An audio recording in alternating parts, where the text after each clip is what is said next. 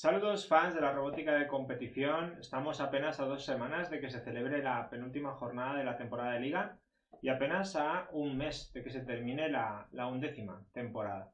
Con muchas ganas de ver qué equipo gana, si es el Club de Robótica Madrid o Gadget Lleida, que van empatados en primera posición, o si son el Club de Robótica Barcelona o Rioja Futura, que van en tercera y en cuarta posición, muy cerca de la cabeza de los estadillos, ¿vale? Bueno, queríamos dedicar este programa a un tema ajeno a lo de la robótica de competición, precisamente porque vimos hace poco una nueva película que se sacó sobre el desastre del Challenger, muy interesante. Entonces vamos a dedicar un poco este programa a hablar del desastre del Challenger, de los O-Rings y de, bueno, un tema apasionante relacionado con la ingeniería. En enero de 1986, la NASA estaba persiguiendo lo mismo que Elon Musk persigue actualmente con el tema con su empresa de SpaceX. Conseguir desarrollar cohetes reutilizables para poder lanzar carga al espacio pues con una frecuencia de pocas semanas. 4 semanas estaría bastante bien. Obviamente, para conseguir eso, pues necesitas que los componentes sean reutilizables, que muchas piezas no haya que refabricarlas cada vez que vas a hacer un nuevo lanzamiento. ¿Qué pasó en el 86? Bueno, la NASA estaba precisamente en esta secuencia de eventos. Estaba haciendo cada vez más esfuerzos para poder lanzar cohetes más rápidamente. Lo que pasa es que para eso necesitaba muchos fondos. Y el gobierno estadounidense pues no estaba muy por la labor. De forma que la NASA realizaba una serie de estrategias más que nada que llaman de photo opportunity, es decir, estrategias de marketing para intentar un poco atraer el interés del público y que la gente estuviera por la labor de que se invirtiera más en investigación espacial. Una de estas maniobras fue meter en uno de los shuttles que se lanzaban al espacio a una profesora precisamente pues para transmitir a los colegios la importancia de la ciencia, el espacio y bueno, mucha gente lo consideró una estrategia de marketing pura y dura, pero para otros pues tenía un valor también de investigación. ¿Qué pasó en el lanzamiento? Todos los lanzamientos tienen siempre alguna peculiaridad y algún problema. En este caso la situación era compleja porque hacía muchísimo frío en el exterior. Podéis ver estalactitas de la plataforma de lanzamiento de la noche anterior. Y en el momento del lanzamiento la temperatura era mucho más fría de lo que se había previsto que podía ser. De hecho, cuando se supo el día anterior que la temperatura iba a ser como nunca había sido de fría, una empresa que se dedicaba a la construcción de los cohetes laterales, pues dijo que estaba preocupado porque nunca se habían lanzado los cohetes con ese frío. ¿Qué componente iba a fallar en este caso? Los cohetes espaciales, sobre todo estos laterales que tienen los shuttles, o que iban acoplados a los shuttles, mejor dicho, tienen una cosa que se llaman O-rings, que es lo que en castellano llamamos juntas tóricas. Las juntas tóricas las veis, por ejemplo, en tuberías de piscinas o en sistemas de riego. Se utilizan porque si tú coges dos tuberías y las juntas y ya está, lo que va a ocurrir es que el agua se filtrará al pasar por la junta de las tuberías. Entonces, para eso se pone precisamente una junta tórica, que es una especie de goma flexible, de forma que cuando el agua choca ahí, la junta impide que salga el agua, porque va a una presión baja, entonces no se sale y lo que hace es ir por el camino correcto. Juntas muy parecidas a estas, por supuesto mucho más caras, son las que se utilizaban en los cohetes laterales del shuttle. No es que dentro fluyera líquido, cuidado, porque los cohetes laterales del shuttle tenían combustible sólido. Combustible sólido es una especie de plastilina, ¿vale? O sea, la plastilina obviamente no se iba a salir.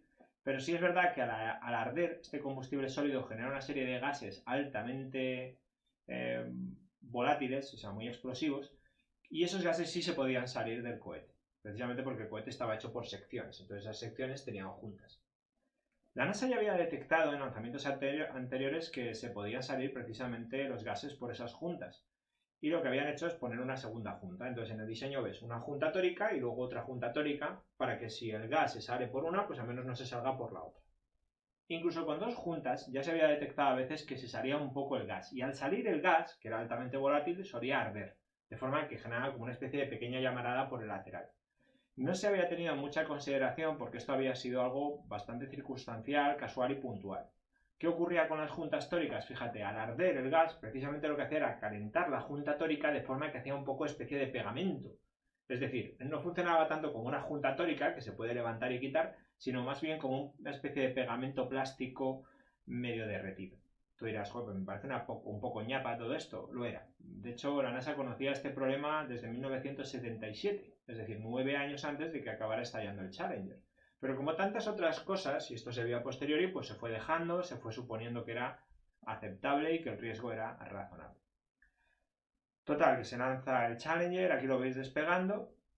¿Qué ocurre? Al principio despega bien, de hecho los trabajadores de la empresa que el día anterior estaban preocupados y precisamente habían escalado el problema a sus superiores, vieron que al menos el cohete empezaba a despegar y pensaron que ya estaba todo resuelto y que no iba a reventar por ningún lado.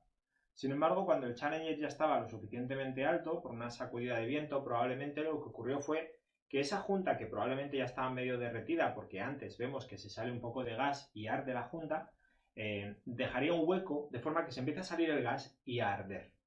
Es como una especie de llamarada que sale lateralmente. Aquí la veis, pero realmente no sale por este ángulo que estamos viendo, sino que sale por detrás. ¿Y sabéis dónde está pegando? Está pegando exactamente en el otro cohete. Hay 3 cohetes, 2 laterales y 1 central, y lo que ocurre es que cuando la llama se sale por el cohete lateral derecho, está pegando sobre el cohete central.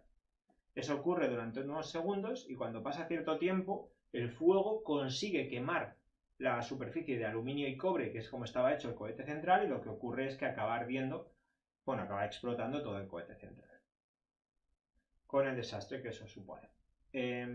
¿Por qué comentábamos esto? Bueno, pues se han hecho 3 películas que conozcamos del desastre del Challenger, una en 1990, que por ser 4 años después del evento, pues se centra más en los aspectos personales de la tripulación, muy bonita la peli.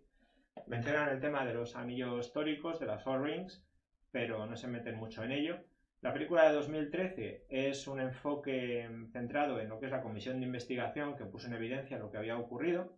Lo que pasa es que es una película muy emocional, se centra en el Dr. Feynman, que en aquel momento tenía cáncer, entonces pues es como muy emotivo, ¿no? Pero quizá la película más interesante desde el punto de vista de ingeniería y proyecto es la de 2019, que precisamente se centra en los trabajadores que descubrieron la problemática que se estaba produciendo y el día anterior dijeron, oye, que con este frío no deberíamos lanzar. Y pues se abre la película un poco con el debate de los trabajadores, cómo intentan escalar. Bueno, no quiero quemaros la película, por supuesto, pero si la veis es muy interesante. Y poco más, espero que os haya gustado esta historia. Ya sabéis, dentro de 2 semanas tenemos jornada en Tárrega, esperamos poder retransmitirlo. Si no podemos sacarlo en directo, lo subiremos offline a posteriori. Y a mediados de junio, el 15, tenemos competición en Barcelona. ¿Vale? Estaremos en el Teatro Villarroel, esperamos veros allí. Muchas gracias.